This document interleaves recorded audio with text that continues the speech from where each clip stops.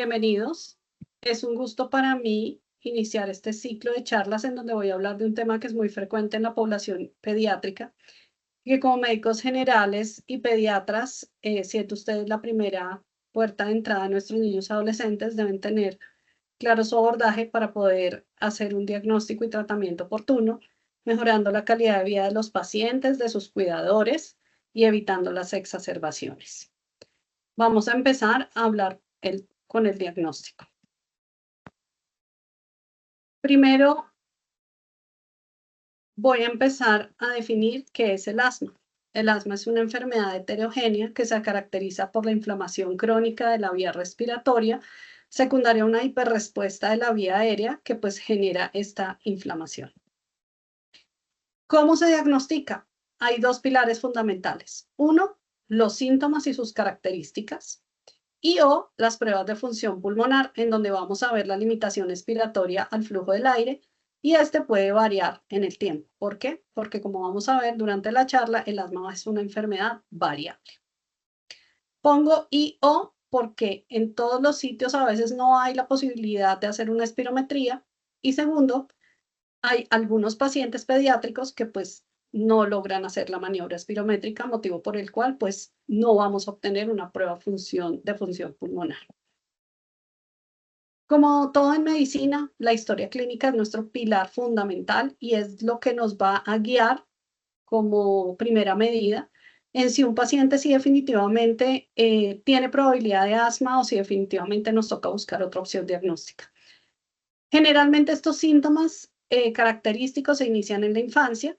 En este paciente hay antecedentes, en la mayoría de los casos, de rinitis alérgica, dermatitis en etapas tempranas o alergia a alimentos, como la alergia a la proteína de la leche de vaca y el huevo, que son como las más comunes. Y hay una historia familiar de alergia. Cuando nosotros vemos estos aspectos en la historia clínica, pues nos está llevando a pensar que hay una mayor probabilidad que nuestro paciente tenga un asma infantil. En cuanto a los síntomas, ¿cuáles son los síntomas característicos de los pacientes con asma? Tos de predominancia seca, opresión en el pecho, sibilancias que pueden ser o audibles por el paciente o los cuidadores o en una visita médica por algún médico que haya valorado a este paciente, y dificultad respiratoria. ¿Qué debemos tener en cuenta en cuanto a los síntomas? La principal característica es que estos síntomas son variables en el tiempo y en intensidad, no son lineales, dado que van a depender de unos disparadores como el ejercicio, los alergenos como el polvo y el ácaro, la exposición a irritantes o olores químicos, el cambio en el clima, las infecciones respiratorias, entre otras. Puede predominar uno o más síntomas, no tiene que estar los cuatro. Y los síntomas se van a incrementar de noche o al despertar. Siguiendo en nuestro orden en la atención médica del paciente, lo que vamos a hacer después es el examen físico. En la mayoría de nuestros pacientes es normal, pero hay algunos pacientes que pueden tener fenotipos atópicos, como por ejemplo palidez, ojeras, signos de rinitis como hipertrofia de cornetes o pólipos nasales o sibilancias expiratorias. En estos pacientes, por ejemplo, cuando tienen muchos síntomas respiratorios y auscultamos en respiración normal, puede que no alcancemos a escucharlas, pero si sospechamos que este paciente está broncoobstruido, una buena forma es hacer una expiración forzada. Y ahí probablemente vamos a escuchar las sibilancias de predominio expiratorio. Cuando tenemos la historia clínica más un examen físico que sea concordante con asma, pues obviamente nuestro paciente o estaremos pensando pues que tenemos mayor probabilidad de estarnos enfrentando a un paciente con asma. Los paraclínicos son una de las cosas que nosotros pues solicitamos o buscamos para apoyar nuestro diagnóstico. ¿Cuál es el primero de los paraclínicos que vamos a tener en cuenta? La radiografía de tórax. Es una herramienta muy valiosa, es una herramienta económica, es una herramienta que nos va a ayudar no a diagnosticar el asma, pero sí a diagnosticar o como a descartar diagnósticos diferenciales como tuberculosis, una telectasia persistente, una malformación congénita de la vía aérea, Entonces, por eso es muy importante que nuestros pacientes sintomáticos respiratorios tengan una radiografía de tórax. No necesariamente en mi consulta le voy a solicitar una, sino que debo revisar pues, en el sistema, en las bases de datos, con el paciente que tenga radiografías anteriores y poderlas valorar. En los pacientes con asma, predominantemente encontramos una inflamación bronquial como único hallazgo, o una radiografía completamente normal. Eso es como lo esperaban nuestros pacientes con asma en la radiografía. Otro de los paraclínicos que ustedes conocen perfectamente se llama la espirometría. La espirometría en la población pediátrica tiene una limitante y es la edad del paciente. ¿Por qué? Porque pues este examen necesita una muy buena colaboración del paciente para que logre hacer las maniobras espirométricas adecuadas. Por esto a veces es difícil obtenerla. Se debe realizar en niños mayores de 6 años. Sin embargo, en nuestra experiencia, pacientes entre los 6 y los 7 años todavía es difícil que logren hacerla bien. Después de los 7 años es un poco más fácil que la hagan y pues digamos es más confiable el examen. Los valores pueden ser normales por la misma variabilidad del asma y puede verse alterada, digamos, en un momento de crisis. Por eso es que se debe siempre interpretar en el contexto del paciente. Si yo tengo una espirometría normal, pero el examen físico y la historia clínica apoyan mi diagnóstico de asma, me quedo con la historia clínica y el examen físico. ¿Por qué razón? Por la variabilidad que puede tener esta prueba en el tiempo. Y obviamente debe interpretarse a la luz del paciente porque por sí sola ni diagnostica ni confirma el asma. Es muy importante que cuando ustedes tengan en la mano una espirometría, sepan si esa prueba estuvo bien tomada, si reúne las características de aceptabilidad y repetibilidad. ¿Y cómo sabemos esto? Pues mirando las gráficas a simple vista, sin necesidad de mirar volúmenes ni valores normales. Este es el asa inspiratoria y esta es el asa expiratoria. Se debe ver de esta manera. Si yo tengo un paciente que hizo esta curva, en la curva flujo-volumen es porque estuvo bien realizada la prueba. En cuanto a la curva de volumen-tiempo, lo ideal es que los pacientes respiren, tengan expiración de 6 segundos en adolescentes y adultos, pero en nuestros niños un tiempo de 4 segundos es aceptable.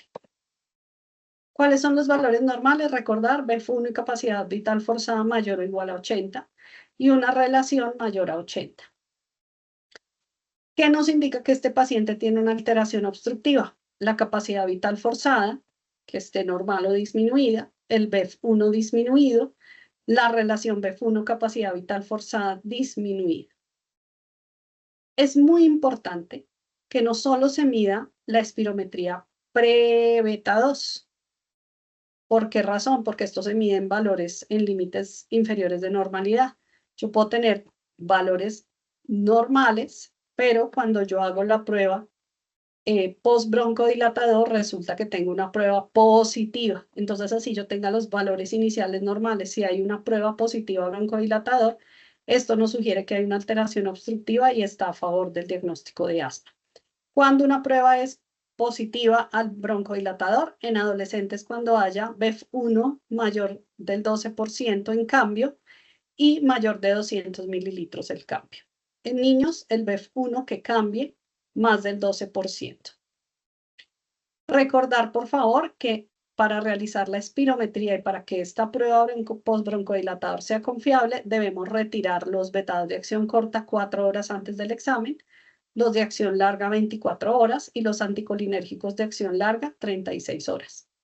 ¿Cuándo debemos hacer la espirometría?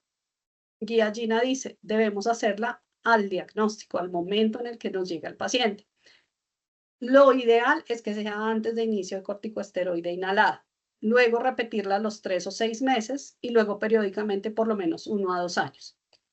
En la práctica clínica actual, ¿qué hacemos? Como hay que también optimizar recursos, lo que hacemos es al diagnóstico tener una espirometría. Si la función pulmonar está muy comprometida, lo que hacemos es a los 6 meses después de inicio de tratamiento repetirla y luego control anual. Otros paraclínicos que podemos tomar son la inmunoglobulina E, la total y la específica de acuerdo a los alergenos que estemos sospechando que el paciente pudo haberse sensibilizado, los eosinófilos que se hacen en sangre o en esputo y la fracción exhalada de óxido nítrico. Estos básicamente nos sirven para fenotipificar el asma. Estos, cuando tenemos un paciente con base atópica o alérgica, sea personal o familiar, más uno o varios de estos positivos, nos está indicando una fenotipificación de inflamación T2 elevada. ¿Para qué nos sirve esto? Pues para saber que estos pacientes son los que mayor responden a esteroide inhalado y son los que sí, por alguna razón, no responden a los tratamientos en primeras etapas del manejo de GINA, se pueden beneficiar más adelante de un biológico. Este es un algoritmo que me parece que es muy útil en la evaluación cuando nos llega un paciente sintomático con características de esos síntomas típicas de asma, pero que por alguna razón nunca ha recibido tratamiento controlador juicioso, o por el otro lado, un paciente que haya sido manejado ya previamente con controladores y nos llega a nosotros a una cita de control. Lo primero que debemos hacer, como les indiqué, es la historia clínica de examen físico que pues nos indiquen si verdaderamente es un paciente que puede tener asma. Si mi respuesta es positiva, entonces, como les indiqué en las anteriores diapositivas, vamos a realizar una espirometría pre y post broncodilatador. Vamos a revisar las radiografías de tórax anteriores o si no tiene, solicitar una. Y vamos a iniciar tratamiento controlador si no lo tiene previamente o continuar el manejo que ya venía el paciente recibiendo previamente si nos está funcionando. ¿Cuál es ese tratamiento que debemos iniciar al que no tiene?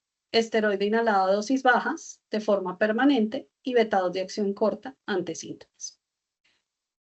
Una vez tengamos los resultados, entonces resulta que mi espirometría sí tiene una alteración obstructiva y o con reversibilidad, pues eso nos apoya aún más el diagnóstico de asma. Si tenemos además una radiografía normal o con inflamación bronquial, eso nos apoya también el diagnóstico de asma. Si tenemos una mejoría de los síntomas y las exacerbaciones que tenía el paciente previo al inicio de nuestro tratamiento, eso también nos apoya el diagnóstico del asma. Si la espirometría sale normal, pero yo sigo pensando que mi paciente tiene asma por la historia clínica del examen físico, pero esto salió normal, ¿qué es lo que debemos hacer?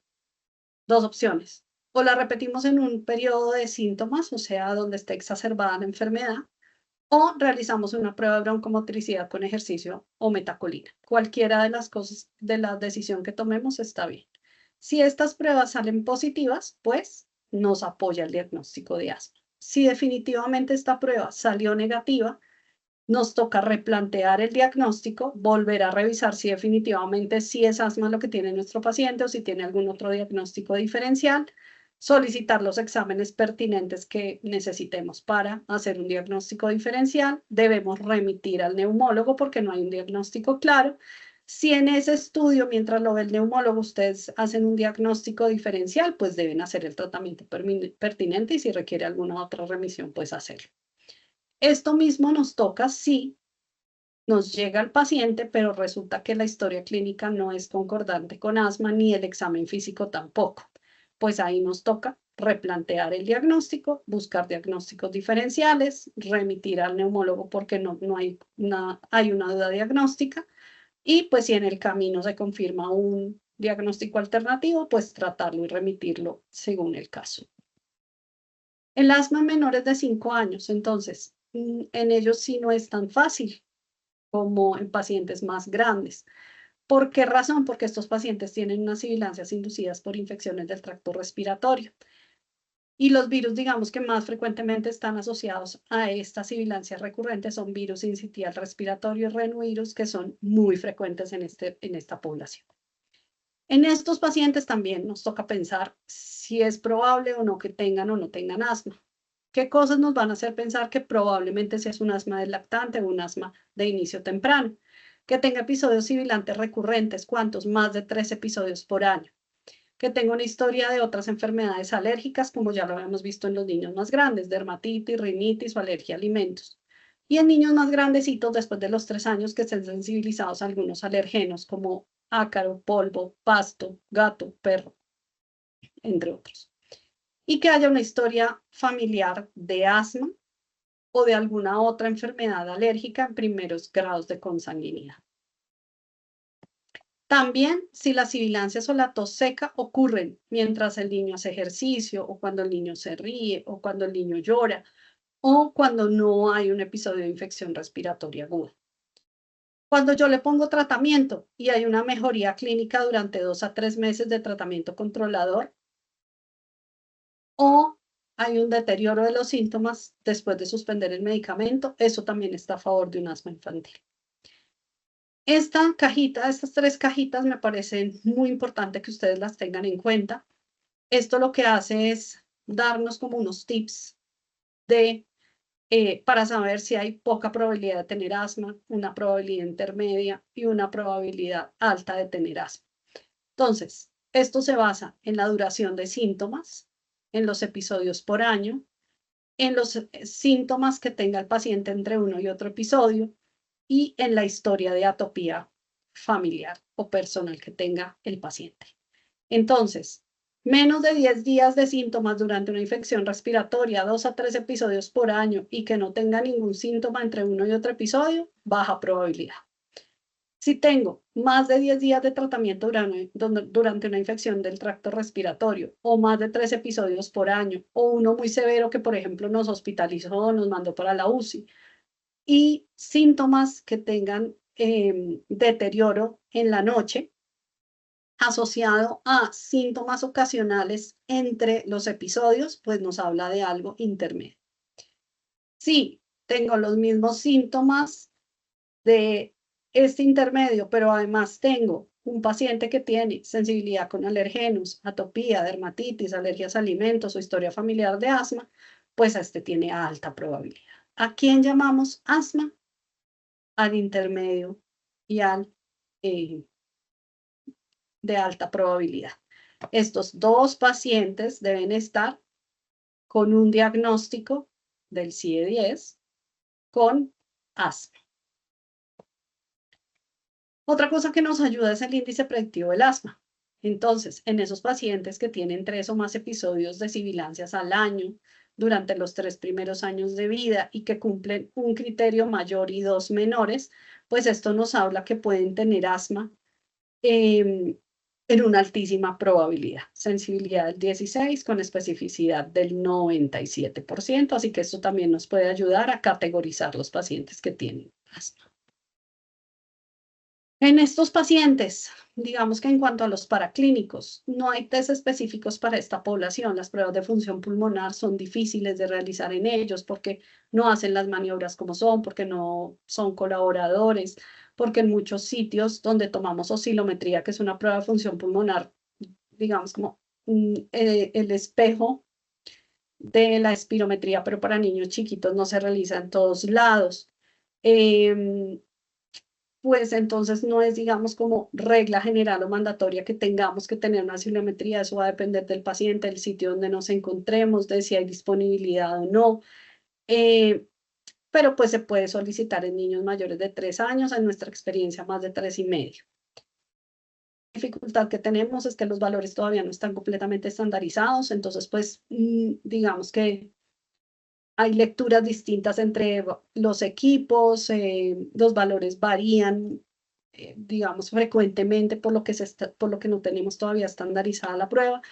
Entonces, pues digamos que si no la tenemos, no es un requisito para hacer un diagnóstico de un asma del lactante o asma de inicio temprano.